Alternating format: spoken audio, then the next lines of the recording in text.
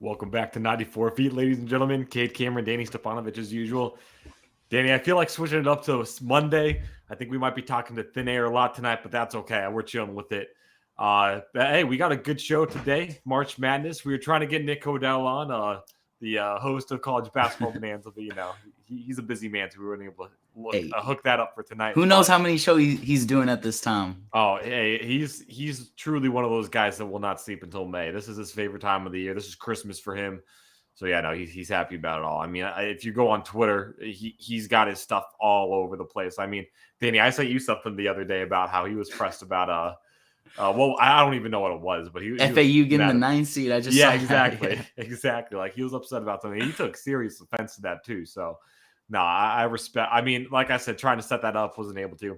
Respect him though. At the same time, he's got a lot on his plate.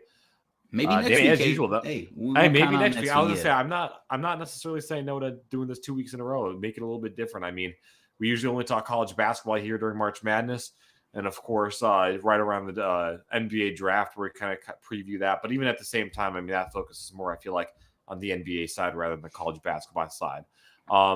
But yeah, hey, Danny, just keeping it simple as usual. How you doing today? Pretty good, man. It feels like you said. It feels kind of weird doing this on a Monday. We're also earlier. I like the 9 o'clock spot. I'm not gonna lie to you, Kate. I'm doing good. Though. If you want to do 9 o'clock in the future on Sundays, I'm all good with that. I don't mind going to bed a little earlier than usual. All right. I'll say we might have to switch that up, but yeah, good to hear it. Hey, by the way, how's your spring break? I was gonna say we just got done with all that. It was pretty chill, kept it cool. Mom came in town to visit me a little bit, so I had some family. But it was chill, mostly working. Kay, you look a little tan though. How was Mexico? Hey, it was a good time, getting out there, doing some drinking, having a lot of fun. On the cheap too, I mean, I think the most expensive thing we paid for was we got like pulled over, I think not even 10 minutes in. Cop asked pulled over? Yeah. Do you have to pay off the cops? Speeding, yeah. We're going we quote unquote speeding. They asked for 160 from us, or we go to the station with them. So kind of had to just follow along with that. I mean, nothing we could do there. So that kind of sucked, but it was whatever, Other than that, everything was pretty cheap, pretty inexpensive. I mean, yeah, it was a good time, Oh, Danny, did we? Oh, no, wait, you're good. You're good. I thought we lost you for a second. No,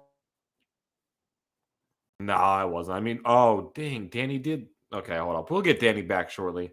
When Danny comes back, we'll do a quick rundown. Oh, here we go. We got him back. Okay. Oh no. It's gonna be one of those episodes. We're good. No, it wasn't all inclusive. One of the bars we went to, it was kind of nice. We made friends with the bartender, so she hit us up with a lot of free shots. My God. Yeah, so that was nice. Other than that, though, yeah, I know we had to pay for all the drinks, but at the same time, not too expensive down there, so I can't really complain too much. You go to any other place like San Diego, California. How much was how much was a shot there? Like $2. That's crazy. Yeah, exactly. And like I said, I think the place we went to a lot, was it shots were like $2. Beers, I think, were $3, and then like mixed drink or special drink was $4. So it's like, yeah, exactly. Like you go there and you're planning on spending the night there at that point. And like I said, like we made friends with the bartender. Like she was chill, so she gave us a few free shots here and there.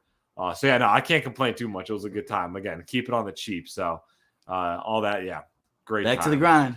Yeah, I know. Hey, trust me, it was tough getting back into this, but it's all good. All right, so kind of go over again. Like I said, March Madness episode, something we do once a year, of course, during March Madness. One of the few times you talk college basketball. Obviously, being in the Phoenix area, got to spend a little time talking about ASU in their first 4 matchup against Nevada. Going to look to see what the big storylines there and really what we expect out of that team. Those teams going into the actual bracket itself. Obviously, got to talk our Final Four picks. We got to talk about some of the teams that we think can win it all. Danny, for that one, did you want to focus on the Final Four picks, or did you want to focus on, because obviously I think we can all make the argument that all our Final Four picks have a chance to win it all. So did we kind of want to stray away from that and focus more on like some other teams that might not be in the Final Four that could possibly win it, or do we still want to throw our Final Four picks? I'm prepared for both. I got my Final Four, and I also got some other teams that I think could definitely make a dark horse. We can definitely get into that. Yeah, dark horse for sure. All right, so yeah, then we'll do that. And then, yeah, of course, we got to talk about the Cinderella stories that happens every year. We saw it with St. Peter's last year, going to the Elite Eight after beating Kentucky pretty well. Or no, they lost to Purdue in the Elite Eight, but beating Kentucky and all these big teams. Wait, did they? No, I think they beat Purdue. I don't know. Again, I don't follow that. Wait, what team are you talking about again? St. Peter's. They did beat Purdue, Kentucky, right? Was it Kentucky? Yeah, they beat Kentucky. Yeah. I forgot if they. I know they played Purdue. I don't know if they lost to them in the Elite Eight or if they beat. I think they may have beat Purdue. I don't remember. I don't think they played Purdue. You sure? Yeah, no, Purdue got knocked out early. Yeah. Let me check real quick. But so we'll talk about the Cinderella stories real quick. And yeah, it's going to be a good show. Danny, real quick, did you want to start off with ASU Nevada? Just kind of get that one out of the way and then talk about the entire bracket? Yeah, sure. Okay, let's do that one. ASU Nevada playing Wednesday at 6:10, True TV. Should be a good one, especially with one of the big storylines coming out of that one being Desmond Cambridge and Warren Washington, both players that came in from Nevada over in the transfer portal this past year. I'm going to say this is my biggest takeaway. I think ASU wins this one handily. I know they're projected to be the 2-point favorites at this point based off Las Vegas and Caesar Sportsbook, but I think you look at the way the schedule's played out. Pac-12 has shown that they've been a much stronger conference this year. In general, I think ASU had a stronger out-of-conference schedule as well. Obviously, you had some losses to San Francisco and Texas Southern. San Francisco not in the tournament. Texas Southern sneaking in as a 16 seed, again, playing in that first four matchup after winning their conference tournament. In general, I think this ASU team is very well built. I think it's a very good-looking team as an 11 seed. Against the Nevada team that you look at their schedule, not really many big matchups. I mean, their best win came against, I think it was the 22nd rate Aztecs in San Diego State on January 31st. I don't know. The way I'm seeing this is I think ASU has had a lot more experience playing in the Pac-12 and getting those big time minutes. As long as ASU is able to kind of go out there and play with that urgency that they've shown in big games over the past few weeks, I think they have a good chance of winning this game. Hey, you know what? Coming into this, hey, you still there, Danny? Is the Wi-Fi bugging on you? No shot. Can you not hear me? Oh, Danny, I think I think we're this going might to be lose Danny you right now.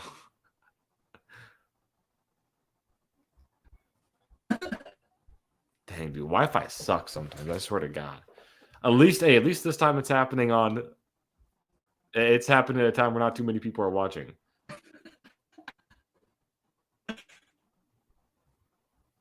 Yeah, no, yeah, there we go. Okay, that's exactly what I thought. Real quick, I'm also going to pull up the March Madness bracket from last year. Oh, here we go. We got Danny back. Hey, Kade, my bad. I'll say this real quick. Can you hear me all right? Yeah, I got you. Okay, it says 4 bars for me now, so I don't know what's going on, but I'll hop in what I was gonna say. You kind of swayed me, Kade. I kind of like your argument for Nevada. You know, coming in, I was gonna take Nevada because I'm not in love with this ASU team. I'm really not. I mean, I'm rooting for them. I'm happy they're gonna make it. Bobby Hurley 0-3 in March Madness. I mean, Bobby Hurley is just. I mean, how many chances is this guy gonna get? Close game, Kade. This is the one thing that scares me. Nevada 4th in the nation in free throws versus ASU 87th. It's going to be a close game, I think. Nevada has 2 senior guards that can shoot the 3. They can shoot it from all over the floor. But I forgot about Desmond Cambridge, transferred from Nevada, so I do like that revenge angle. ASU, like you said, battle-tested defense. Offense, man, sometimes it can be really hard to watch an ASU basketball game. It feels like it's just Brick City up there sometimes. They can't shoot the 3. They can't really drive. It's really a clunky offense. But revenge angle, just one game. Like you said, Nevada on a 3-game losing streak and best wins against SDSU. They split with them, and then they beat New Mexico once. But that was over a month ago. So I'm going to roll with my Sun Devils. You convinced me, Kade. Yeah, see, exactly. I was gonna say, I thought I got you. Just to put this in perspective too. I mean, you look at that last game against Arizona. They played them close in the first half. Yeah, exactly. They played them close in the first half. ASU made it 56-68 with 4 minutes and 6 seconds left in the second. And then by the end of the game, ASU lost 59-78. So you're talking about a 4 minute and 6 second stretch where they only put up 3 points. Not a good look for ASU. Again, offense has been very much a struggle for this team, especially down the stretch of these games. So if you're talking close game, you really don't want to see ASU in a position where they're kind of having to fight for those last few points to win it there. Like I said, I like ASU in this game. Now you talk about this next matchup against TCU. If ASU goes on to win, play TCU, different matchup. I think TCU beats them handedly. I like ASU. I just don't think they have the skill to actually take down a team like TCU and the Horned Frogs there. But against Nevada, I just don't think Nevada's really put together that experience. The Mount West isn't looking as strong this year. I like ASU in this game. Again, it's just a matter of seeing where they play. I think that'd be Friday in Denver, playing the 6th seed in TCU once we get to there. A little short there, but Danny, you got anything else to talk about there? No, I think. Okay, yeah, I feel. Dang, Danny keeps losing us. Once we get back, okay, there we go. Okay, I don't know what's going on. I'm sorry, man. No, you're good. You're good. All right. So then for the next one, do you want to hit do you want to hit Cinderella's first? Sure, we can do Cinderella's. Who doesn't love a little Cinderella? I like that. A real quick, just to go back to the St. Peter's talk. St. Peter's beat Purdue in the Sweet 16 to go to the Elite Eight. So okay, good memory. A lot of people talking high hopes about Purdue this year. Again, lost in the Sweet 16 to St. Peter's, one of the best Cinderella stories around. But of course, like I said, every year there's some form of Cinderella story. This year, I think it's a little bit harder to determine who that might be. But Danny, I'll go with you first. Who are maybe some of those few Cinderella teams that you could see coming out of this year's tournament? So I don't know. Is a Cinderella run, Kade? Is that Sweet 16? You'd call that a sweet, like 11 seed or higher going to Sweet 16? Yeah, I would say that. Okay. Yeah. I got two favorite that really jump out to me. I'm interested to see what you'll say. I'm gonna go with Furman, who they're a 13 seed matched up with Virginia. I think they got a pretty good draw with Virginia as the 4 seed. Who Virginia is a little bit overrated. 75th offensively, 25th defensively. So they're a good defensive team, but they don't score the ball that well. They get dominated on the glass, 321st in rebounding. This is a Virginia team that peaked early in the season. They got some big wins against Baylor and Illinois. They can't shoot the 3. And I'm looking at this Furman team. Hold on, let me pull my notes real quick. Yeah, slow start to the season, but they're on a crazy streak right now. They've won 14 of their last 15. 3 of their 4 leading scores all average that all average double digits are all upperclassmen. So, when I'm looking at a nice Cinderella, juicy Cinderella team, I want some guard play and I want some seniors that have been there for a while. They know the system. They've played, they have tons of experience. I know this is completely different March Madness, but I mean, some of these seniors, they've been to their conference tournaments in the past. They got size and they also got guard play. Their best player is a senior point guard, and then they have a senior center down low. Those are their 2 best players. Both can shoot free throws and both can shoot threes.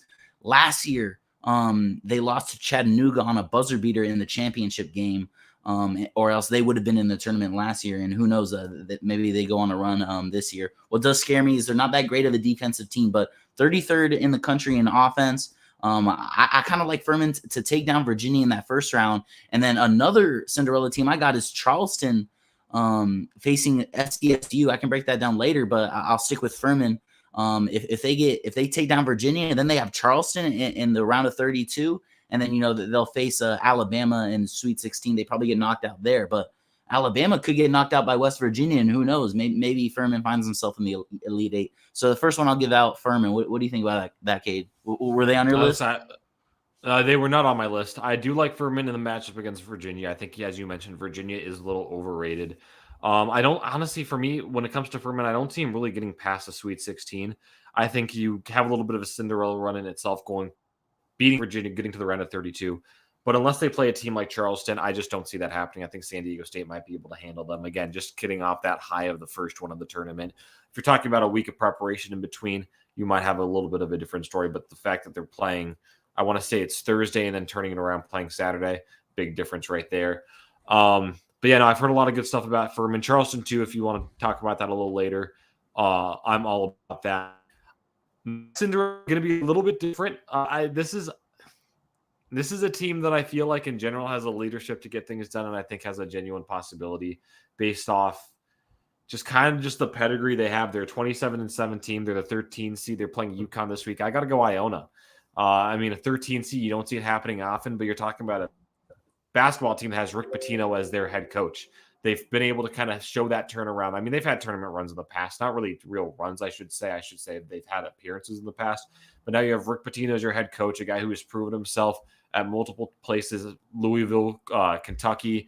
I mean, he's had his time in the NBA, so he has a lot of experience there. For him, this is no big. I mean, this is nothing new for him. He's had this time in the tournament in the past, playing a UConn team that's supposed to be really good this year. Actually, I'll get into them a little bit later as well. But just in general, this Iona team, and they're also one of the automatic qualifiers. So they won their conference tournament. I just like this team based off leadership and based off the ability to actually get it done. I mean, they've played fantastic in conference games. I mean, like I said, 27-7, finished the season with a 14-game winning streak. They were the regular season champs as well as the tournament. The tournament champs in their conference. The one biggest thing that sticks out that I'm not a huge fan of is that they really haven't played many big time teams going into the tournament. I mean, you look at their conference itself. I think Iona might be the only team. Yeah, looking at it, Iona is the only team from their conference that went out of conference games. They've played teams like Princeton, another team who was one of the automatic qualifiers in the tournament, beat them by 6. But again, you look at games like New Mexico, lost by 8 there. New Mexico had a really hot start at the beginning of the season, lost by SMU by 4. So even then, I mean, looking at their schedule, the teams that have been good that they've played, or at least have shown success in the past that they've played, they've put up close games against them. So they know how to step it up in the big moment. Now, of course, you're talking a game against New Mexico in December where nobody's really paying attention to that game. But you're also talking about a team that was able to keep it close when it's necessary. Coming into March Madness, playing UConn, a team that I think in general comes out of a pretty strong conference out of the Big East, but a conference that hasn't really shown as much success. Or, my bad, are they Big East or American Athletic? I want to say they're in the Big East, right? Yeah, Big East. Just making sure. But they finished 4th in the Big East in the regular season. 25-8 record, coming off a loss going into this game. I mean, you look at the Big East, they're strong. They've got Marquette, Xavier, Creighton, Providence, all teams that are in the tournament this year. But just in general, I feel like this UConn team could have a lot of strong potential in the future, or at least in this tournament itself. But I don't know. I like Iona in this game. I'm torn with let me rephrase that as a possible Cinderella, not necessarily this game, but as a Cinderella. I'm torn with this UConn team because, man, I really like this UConn. They've had a great season, but I was watching that UConn Marquette game, and Kade, they had a zone at Marquette. They could not play defense against Marquette's guards, and I'm not too familiar with this Iona team, but it looks like their 2 best players are guards. So I wouldn't be surprised if an Iona upset happens here. But at the same time, this UConn team has put together a great season. I'll pull it up right now. 6th in offense and 18th in defense. So pretty well balanced. But like I said, in that Marquette game, they could not guard Marquette's point guards for their life. Yeah, exactly. I think just in general, looking at this Iona team, again, it comes down to the leadership. Pitino having the true leadership in the past in this tournament before, having taken 2 teams to the championship in Kentucky and Louisville. I like where this team can go, especially with the leadership they have in general. And like I said, I feel like it's always so hard to pick a true Cinderella story going on. But I think Iona just fits that mold so well. So that's who I got. I know you're talking about Chelsea. You want to talk about them a little more, or do you want to move on to the next thing? We lost you. Oh, dang it, dude. It's the 4th time tonight. Oh, we got chat going too. Let's see it. Who wins? Who wins? Oh, well, we got you. We'll get there in a few minutes. Juki Holick. Once Danny hops back on. I'm not sure if we're going to still continue with the Cinderella talk at this point, but we'll get there pretty shortly. Again, it won't be too bad. Danny taking forever though, so you need that right now. Well, I hate to say, you got to wait around for that one. Like I said, shouldn't be too long though. Here we go. We got Danny back. What was the last thing I said? Oh, you're just talking about UConn and how their guards weren't really playing well against, or they're giving up points against Marquette's cards. I'm looking really good. And I pretty much just led into just the leadership. Patino being a guy that's brought 2 tournament teams to the championship before, could do it again. Okay, you want me to hop in on Charleston real quick?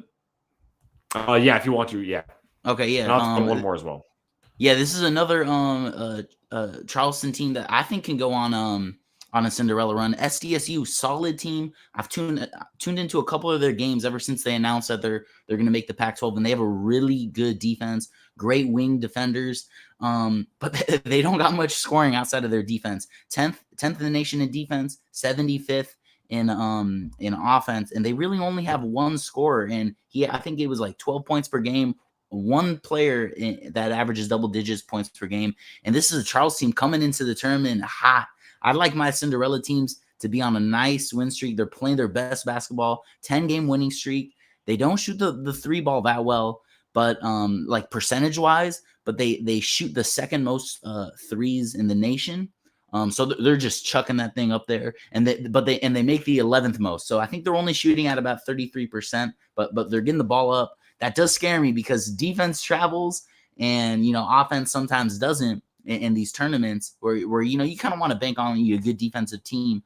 But 4th best offensive rebounding team in the country, so they rebound well. And if these threes are missing, they're gonna pass it back out and shoot it again. 5 players in double digits points per game, which I really like because, like I said, they kind of lean on their offensive game. But if one guy's not hot, maybe the other 2 are. So I'm kind of banking on Charleston to shoot the ball. And like I said, I could see Furman taking down Virginia, and then Charleston matched up with Furman. That's a coin flip game. And then, I just see a nice path for both of these teams to get to the Sweet 16. Yeah, I could see that. Real quick to answer Juki Hollick's question, we're looking at the 16 or 11 seed or higher going to at least the Sweet 16, something around that. Now, I know you were talking about when Danny was gone, you were talking about you want to see who wins it all. You're saying the Zags. I'm going to go on a little bit of a stretch here, and I recognize this is a stretch. I think this is an absolute real quick, actually, Danny, to hop back on your point. You talk about 3-point shooting. I mean, you look at UMBC a few years back when they topped number 1 Virginia, the number 1 overall team in the tournament. It felt like a lot of the reason why they got to where they were playing such successful basketball against one of the top teams was because they were shooting the 3 so effectively, and that led to so many other playmaking opportunities for that team. So I definitely see where you're going for. Like I said, Juki Hollick, you like the Zags. I'm going to throw GCU in there as one of the possible upset teams. I don't like that. Stretch. No. It's a stretch. I get that. It's a stretch. I'll lock up Gonzaga in this one. Really? Okay, here's the thing. Okay. So saying that they're a Cinderella team, I don't think GCU is going to make it to the Sweet 16. But I think they can. I think this is the weakest Gonzaga team we've seen in a long time. And even as a 3 seed, I think a lot of teams are going to overlook them. I think they're going to overlook GCU. And while GCU isn't necessarily the best team, they're going to bring their fans out there. They're going to have a lot of support, bring the student section out there. Just in general, again, like I said, I'm not saying it's going to happen. But if you're looking at a possible bigger upset seed team, I just think in general, I think GCU could have that possibility of sneaking in there very under the radar. I mean, here's the thing though. We saw it with St. Peter's last year. We saw Kentucky was a lockup. That didn't end up happening. St. Peter's goes to the Elite Eight. It's March Madness. Anything could happen. All I'm saying is that this is the weakest Gonzaga team we've seen in a long time. I think that GCU has a possibility and opportunity to make that happen. Hey, you know what? I don't like the pick, but that kid Harrison on GCU, he can drop 30 any given night. Definitely possible. They're pretty well rounded. 6-game winning streak, not too battle tested. I kind of like the Jags in this one, Kade. I'm on the other side, but like you said, anything's possible in March. Exactly, and that's what I'm going with. Anything's possible. I think there's some that are a little bit easier to say as the upset picks, but I think you can throw GCU in there as like one of those true absolute bracket buster picks in that situation. All right, Danny, would you rather hit Final Four picks or 5 teams that you think can win it all? I think we say Final Four for and then saying who our national champions are. So let's go 5 teams that can win it all right now. 5 teams that can win it all? Yeah. I'll let you go first. Oh, me go first? Okay. Yeah. Oh, geez. Okay, I gotta think about this one. Okay, so if you're not prepared, I can hop in real quick. Yeah, you do that. Yeah, hop in real quick. And these are, let's say, 5 teams that could win it all that aren't in our Final Four. Oh, that aren't in our Final Four. Okay. Real quick. Okay, I'm not. Okay. I'll throw in Missouri real quick. I know they're a 7 seed right now. I like their path to the Final Four. They got to take Utah State. Not going to be a tough match, but then they have Arizona, U of A, who got kind of lucky in that UCLA match. And I don't know. I just haven't been impressed with U of A all that well this entire season. They rely heavily on their bigs. In Missouri, they got 2 dominant guards. They got that Hodge kid and the Kobe Brown kid. I mean, his name's Kobe Brown. I mean, this he better be made for March. And then after that, in the Sweet 16, they got Baylor and Creighton, 2 underperforming teams. They're gonna face Alabama. That'll be a tough match, but I'll throw out Missouri as kind of a dark horse. Judy ask about Purdue. Purdue's another team I kind of like. I think that they got a pretty nice matchup if they can get past Memphis. Memphis is going to be a tough draw. I don't like how Edey's their best player, and I don't really like picking teams that. Hold on. Purdue's in my Final Four. Hold on, let me pick a different team, Kate. Okay. I'll pick the other team is okay. Other team is Duke. I think Duke is a nice dark horse team that could win it all. They're playing the best basketball right now. They got screwed a couple weeks ago in one of their Virginia games, and I think they went on a 9-game winning streak. Only thing that scares me with them is they don't really have a dominant superstar, which I kind of like on a team to go on a deep run. But Duke is playing really hot. First-year head coach. It looks like he knows what he's doing. They just won the ACC. They're pretty hot. And like I said, they're going to get matched up with Duke if they can get by Tennessee, who Tennessee's been inconsistent dealing with injuries now. And then Purdue, like I said, Edey, 7'4", unguardable. But we've seen bigs disappear, especially in March when you want to rely on guards. Another team I like, Kansas State, got kind of lucky with their draw, in my opinion. They're probably going to have to face Kentucky, who's been up and down all year. And then Marquette team that I like. Marquette's going to be a tough match, but Kansas State been on fire. They have the guard play. They got the superstar. So, 3 that I'll rattle off: Duke, Kansas State, and Missouri. I really love those teams to go on a run, not as a 1 seed. Okay, real quick, Juki Hollick saying that he wants to give a dark horse candidate in Creighton. I'm not disappointed in that one. I think Creighton can maybe make some noise there, but again, yeah, I kind of agree with you there. I don't think it's going to happen too much. I don't know. Creighton, preseason, before the season started, I actually bet Creighton to win it all. I'm not even banking on that ticket cashing in because Creighton's underperformed all year. I know they're playing better now, but I'm not sold on this Creighton team. I respect that. Yeah, let me look at mine real quick. So I think you look at it. Obviously you got to talk, for me, top 5 teams that can win it all. Obviously got to talk Alabama. Alabama's playing lights out this year. They're going to be one of the top teams in the tournament this year. I don't have them going to my Final Four, but I also do think that if they went on to win a national championship, it would not surprise me. Greg Bird, obviously coming in from Arizona, having the success he had, especially with that program, Arizona, going over the Alabama team and being the athletic director there. He's changed the outlook there, especially with Nate Oates being that head coach. It's a good look for Alabama. I think being the number 1 seed, being one of the top seeds, it could definitely happen there. Some of the other teams you talked about, Marquette a little bit, I can see that happening, being a number 2 seed. That's a good look there. You look at their path to the tournament, it doesn't really look too difficult from that perspective. I mean, Vermont playing the winner of a weak Michigan State team against USC, who's been playing all right, but easily a team that Marquette can handle. Kansas State you talked about a little bit, but I think Marquette can handle them as well. I think they have a little bit more of a pedigree there. Texas is another one of those schools that I think they've been playing really good basketball and a little bit slept on this year. I don't know if I can necessarily say with confidence that they're going to win it all, but I think they can definitely be in that radar, in that mix. If they made a Final Four run, I don't think it'd surprise anybody in that situation. UCLA is another one of those schools that in a very similar place like Texas, except they've actually been getting that national recognition. Lost very close in the Pac-12 championship to Arizona. I think they're going to be coming out with a lot of attention from that. They wanted to win that tournament very badly, it looked like. They're going to be coming out with a lot of attention. They're going to be playing really hot basketball. If they make a Final Four run, no surprise there. I think that's 4 for me. For number 5, I'll go with Wait, Kate, we're picking teams that aren't in our Final Four, right? yeah. Okay. I got one more that I'll throw out there. Okay, yeah. Let me hit. I'll throw Duke in there. They've been playing really hot basketball at the end. They won the ACC tournament. They've had this experience. They have this pedigree of being in the tournament in general. I think they can make a run, and I think they can win it all. It'd be a big surprise, but I still think they can win it all. Okay. Last team I want to throw out there, Cade, Indiana. I know they got a tough first round match against Kent State. I would not be surprised if they get knocked out. But Indiana, top 50 in defense, top 30 in offense, and they got the best player, in my opinion, in the entire tournament, averaging 21 points per game. That's Trace Jackson Davis, and he's a senior. He's all right from the line, but 58% from the field, 2 blocks a game. He averages a double-double, and he can pass the ball. When you just have the best player in the tournament, I think you're going to have a chance because in round 32, they're going to face the winner of Miami and Drake, and I would not be surprised if Drake takes down Miami. I'm pretty confident Drake will take down Miami, who's dealing with some injuries.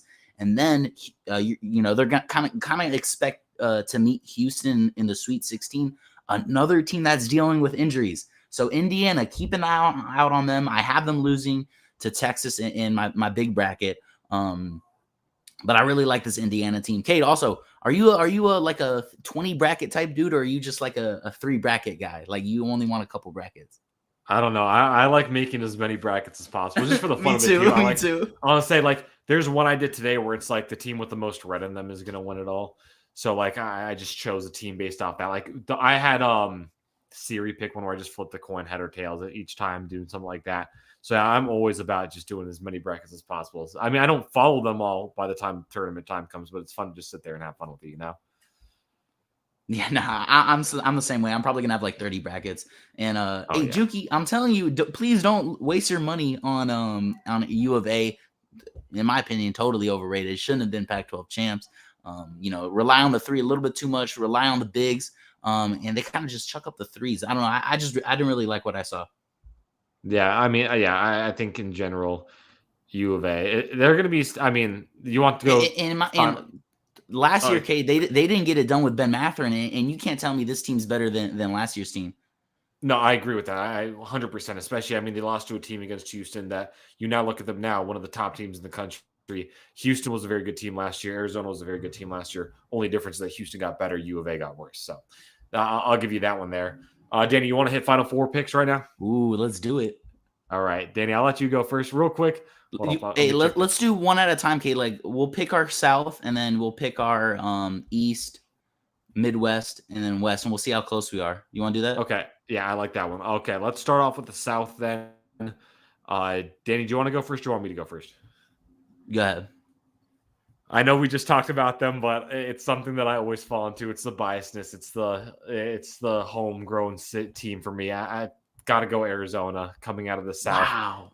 I think this is a team that, again, they rely a little bit too heavily on the 3. Kirk Kriisa, I mean, if he has a game where he goes 3 for 13 from the 3-point line, that is a good game for him at this point. He calls himself a shooter, can't make anything. Omar Ballo is a great player down low. If he stays out of foul trouble, especially with Azuolas Tubelis, I think this is a team that could really make a splash in this year's tournament, especially as the number 2 seed, being kind of on that lower ground, not getting the representation that I think a lot of them were expected to get at the beginning of the season. You did talk about it. They had Dalen Terry last year. They had Ben Mathurin last year. They had a lot of Christian Koloko last year. A lot of really good talent leaving this team, but I think with that talent leaving the team, you're looking at a team that is a little bit more spread out, a little bit more lethal when it comes to not just having that one real big guy outside of Tubelis that can go in there and really make a big splash. So out of the South, I got Arizona. I will say I could see it happening just because I don't think their path is all that difficult. They got Princeton, which they should take care of. Missouri, I think is going to be tough. And then if they get matched up with Baylor or Creighton, I think I'm going to take U of A in that one. But I could see Missouri taking them down, and I could definitely see my team taking them down. I'm going with the 1 seed. I don't like taking all 1 seeds in my Final Four, but I'm going to go with Alabama. In my opinion, the best. If they're on their A game, they're by far the best team in the country. Right now, third in defense, 19th in offense, and they got the formula for just a dominant team that can go on a run. They got the superstar, Brandon Miller, 20 points per game, best rebounding team in the country. So they got the bigs. They're rolling as of late. They're on fire. Ever since that controversy with Miller happened, they've just been on a tear. Only thing that scares me, 241st in turnovers. They're not the best free throw shooting team, and they're not the best three-point shooting team. But as a whole, they pass the eye test, and they're the best team. I'm expecting them to make the Final Four, and I'm expecting them to win it all. I like that. I like the eye test point. I think Alabama is the best looking team, especially in recent memory. Or not recent memory, just this past season. Juki Hollick as Arizona coming out of the South, so we'll throw his little comment in there as well. Wow, Michigan State is a hot take. That is a hot Michigan take. State. I'll say Xavier's a hot take. I hate Sean Miller, I'll be honest with you. So I'm not a fan of Xavier at all. But I can't be upset with it. All right, Danny, let's go to the East. I'll go first. Again, another team we talked about a little bit earlier. I think this is, I don't know. I think if this is a healthy team, again, a kind of clear, easier path to the playoff or to the Final Four. A team that's been slept on a little bit based off other competition in the conference. I'm going to go Tennessee here. I think their defense has shown that they can play really good basketball, and I think just in general, if they stay healthy, they're going to be giving problems to every team they play. So they've played a lot of really good teams this past season. They're the 4 seed, and they've played those teams well too. So I mean, going earlier on, I have Arizona versus Tennessee in a Final Four matchup. That's a Tennessee team that went to McHale Center earlier in the year, played good basketball there, lost the game, but I think it's a team that's developed in time and that can really put a massive look in this Final Four in general. So yeah, I got the burnt orange Tennessee in at number 4 in the Final Four out of the East. I gotta say, I'm not in love with that pick, Kade. Great defensive team. I don't know about their offense. I'm gonna go with. They're also dealing with some injuries. So, like you said, if they are healthy, then yeah, I could see it happening. But we'll see. I'm gonna go with Purdue. I know I said I was doubting Edey. I don't like trusting bigs, especially in March Madness, where they can get shut out pretty quickly, especially if they get into foul trouble, and they don't have the easiest path. I could definitely see this Purdue team getting knocked out in the 32 against Memphis and FAU.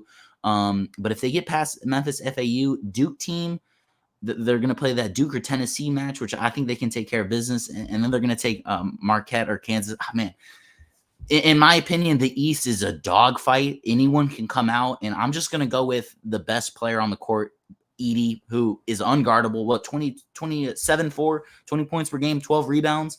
I'm going to play it safe with Purdue. I don't love the pick, but I'm just not confident in any other team getting past them, I guess. Okay, yeah. Again, as you mentioned, it's a dogfight. Go with the easiest or the best team there. Zach Edey putting up numbers this season, probably one of the best players, if not the best player in college basketball right now.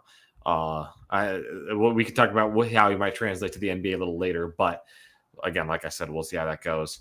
Going to the Midwest, again, going with the team that passes this eye test, a team that I think has, again, proven themselves as one of the top teams in college basketball this year. Coming off a loss against Memphis, didn't win the AAC championship, but I think that's just going to fuel them even more as a reality check to recognize that they're going to come out here, play really hot basketball. They're going to win in their home city. Marcus Sasser is dealing with a few injuries, but I don't think that's going to be a huge impact on this team. I'm going with the Houston Cougars. They got home court advantage first completely, so I like where Houston is on this team. I think they're one of the top teams. They very clearly are the top team. So I got Houston as my team out of the Midwest.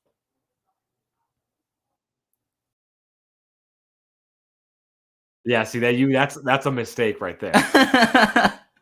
I got Houston too. I'll switch my pick. I'll switch. Whoa, hold on. Keep going. I don't know what's talking. So Houston, just in general, they played really good basketball this year. Again, an uncharacteristic loss in the American Athletic Conference tournament to Memphis, but again, a Memphis team that shows that they're going to be a really strong team. We both have them going on to at least the round of 32, playing Purdue, I want to say. I have to check that real quick. Yeah, they'd be playing Purdue. I think they could give Purdue a run for their money.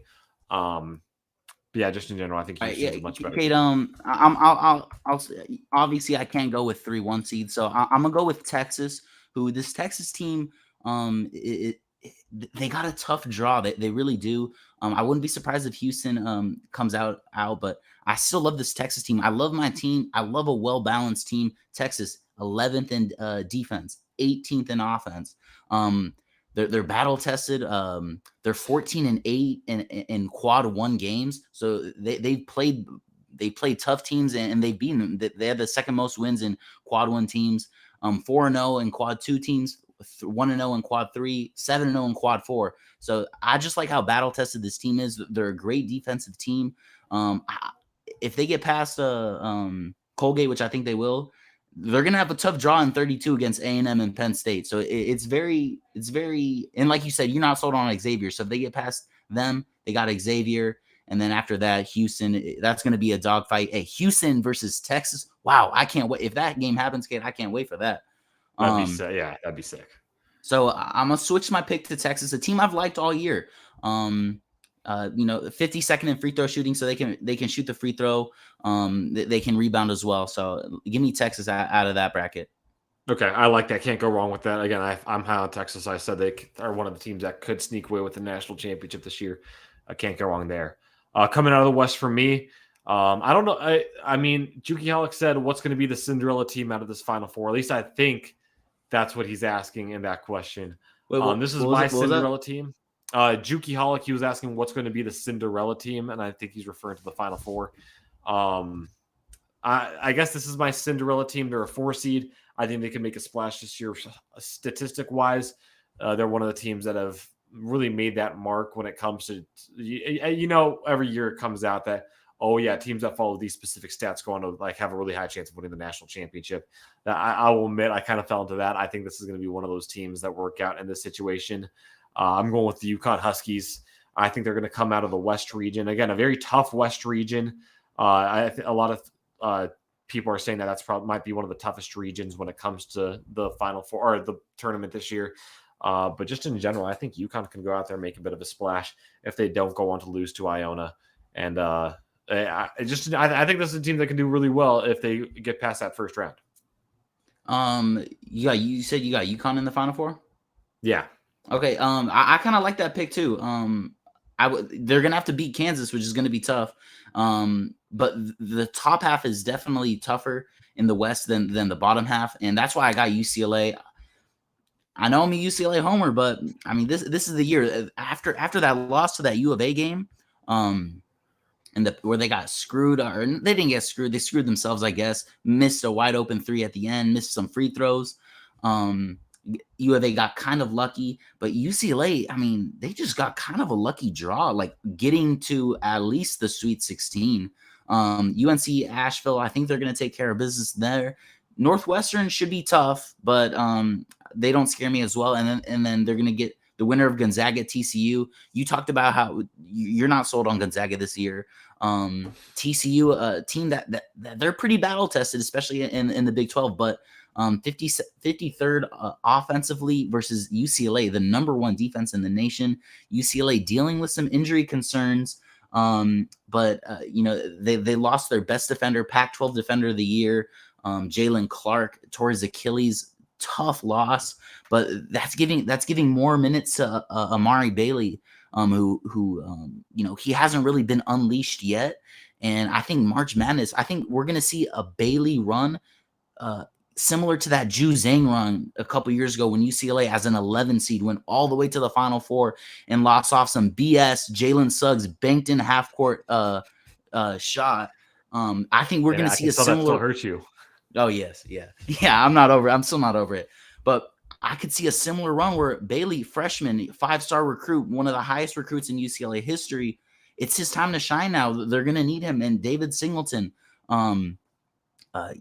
he's the starter now since Clark went out. Solid defender. He's played in big games for UCLA, and he's no Jalen Clark, but he's a solid defender.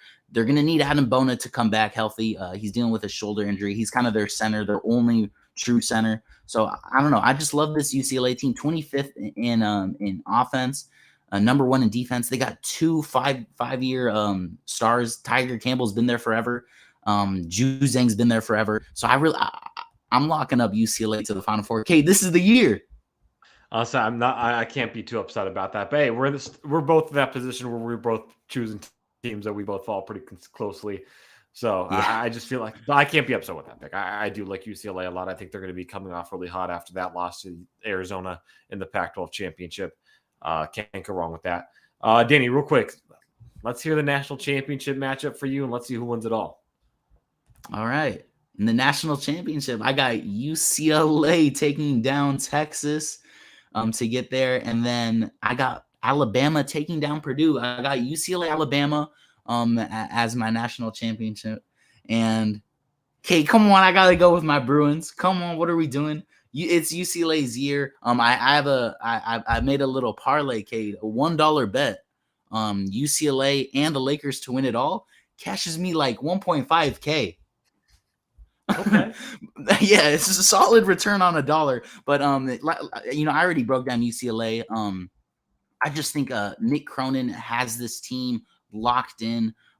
They've been on a revenge tour. The thing that does scare me is it felt like they went all out in that Pac-12 tournament. They're gonna have a week-ish to rest. I think that'll be enough. Get Bona healthy. I just said this. They got a pretty easy path compared to other quadrants, and then by far the best defense in the nation. They shoot the free throw well. They don't turn the ball over. And I said this earlier in the show.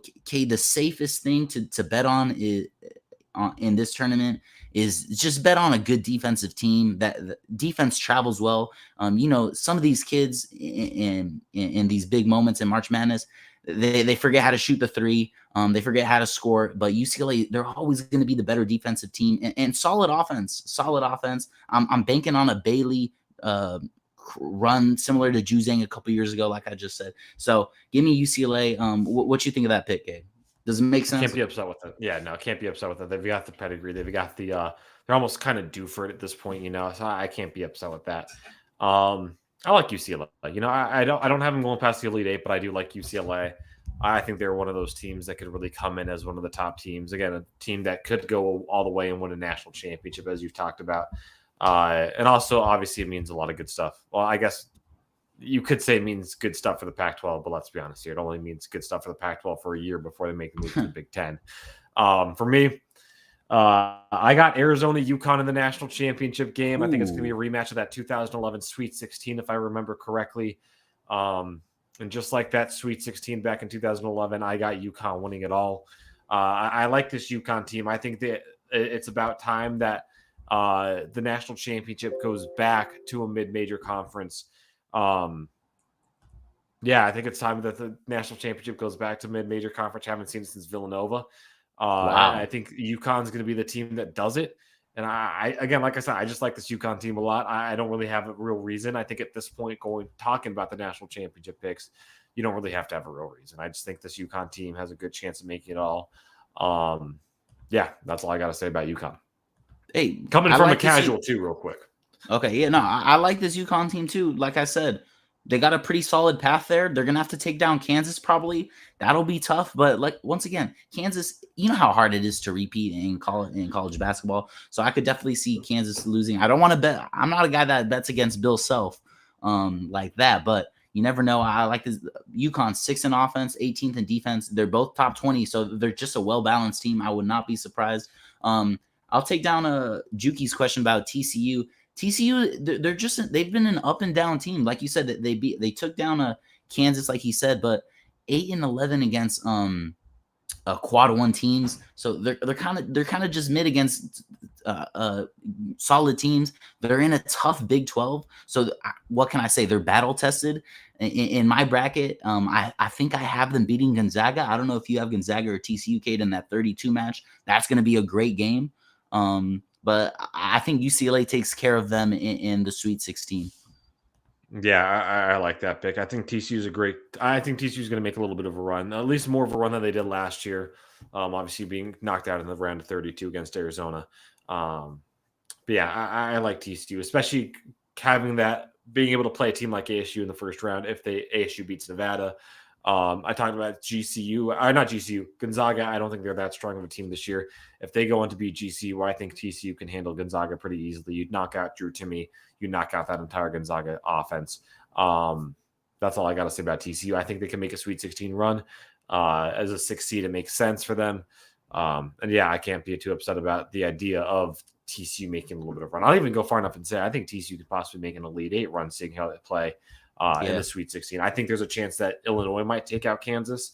I feel like you always have one of those 1 seeds going out pretty early. I think Kansas is going to be that team. I feel like they have the kind of history of doing stuff like that where they don't play the strongest basketball in the first 2 rounds.